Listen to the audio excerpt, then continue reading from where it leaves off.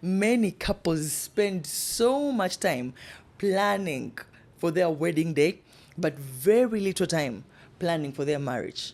Many girls dream of their wedding day. I get it, it's a big deal.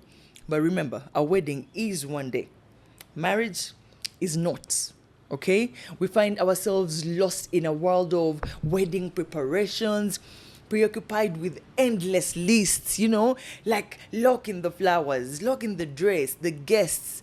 But in hindsight, we put very little time and energy into really preparing ourselves for the matrimony. You'll hear them say things like, we're planning a wedding, but he's always absent, he doesn't provide, and he's impregnated the maid, etc. I do want to marry her, but she has anger issues, she's sleeping with her ex. One can see all these glaring red flags before the wedding and still go ahead, get into millions of dates just for a wedding.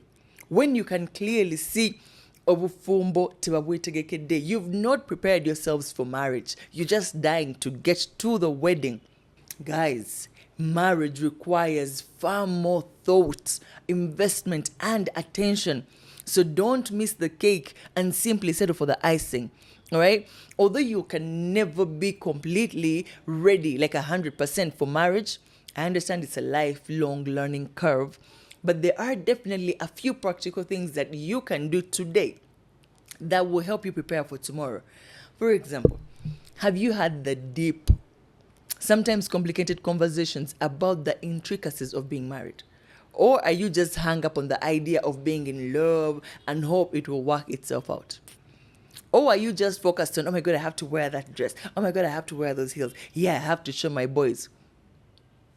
Have you defined the expectations and qualities you want in your marriage?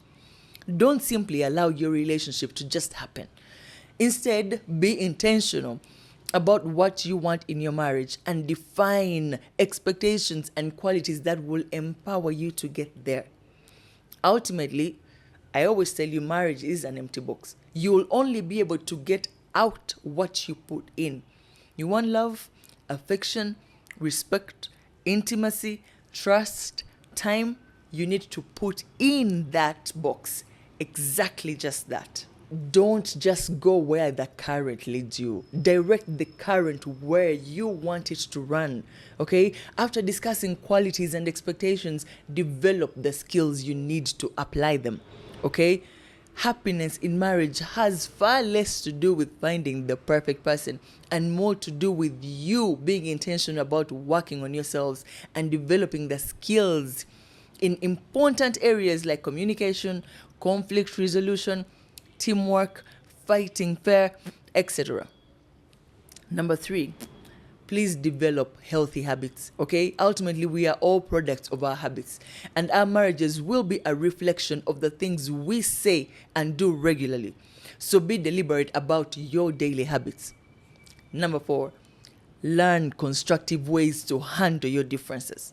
Okay? This is one of the most powerful things you can do to protect your marriage. I understand a wedding is important, but like I'm saying right now, how about marriage? Are you ready for it? A wedding is going to take a day, 24 hours, you're done. But marriage, you want it to last a lifetime? What have you put in place to make sure that happens? Number 5, drop the excess baggage, okay? Or learn positive ways to manage it, okay? The truth is, we all carry baggage, all right? Pain, trauma, and other negative childhood and adult experiences can leave us wounded, weighed down, and defensive. If you want to go the distance in this marathon called marriage, you have to recognize the rubbish and dump it on the sidewalk. Otherwise, you will spend your whole married life blaming your spouse for your feelings, for your failures, and ultimately your dysfunction. Heal so that you don't bleed on people who didn't cut you.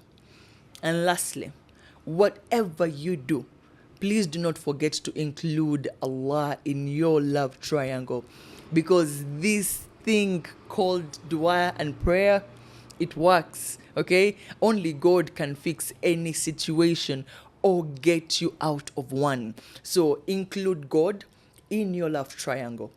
Otherwise, marriage is going to be hard. And before I go, I always tell people that marriage is not hard. It is not. It is the people who are hard. It is you who is hard. It is I who is hard. So it is very important to remind yourself that marriage is not hard. I am hard. So if I want this marriage to work, I need to work on myself. I need to drop the ego. I need to drop the selfishness. I need to drop every bad habit, all the toxic traits. I need to work on myself so that marriage can work. So before you prepare for your wedding, sit down and ask yourself, would I want me if I found me? Would I love me if I found me? Genuinely speaking. If you would, good luck. But if you wouldn't, please work on yourself. Assalamu alaikum wa rahmatullahi wa barakatuh.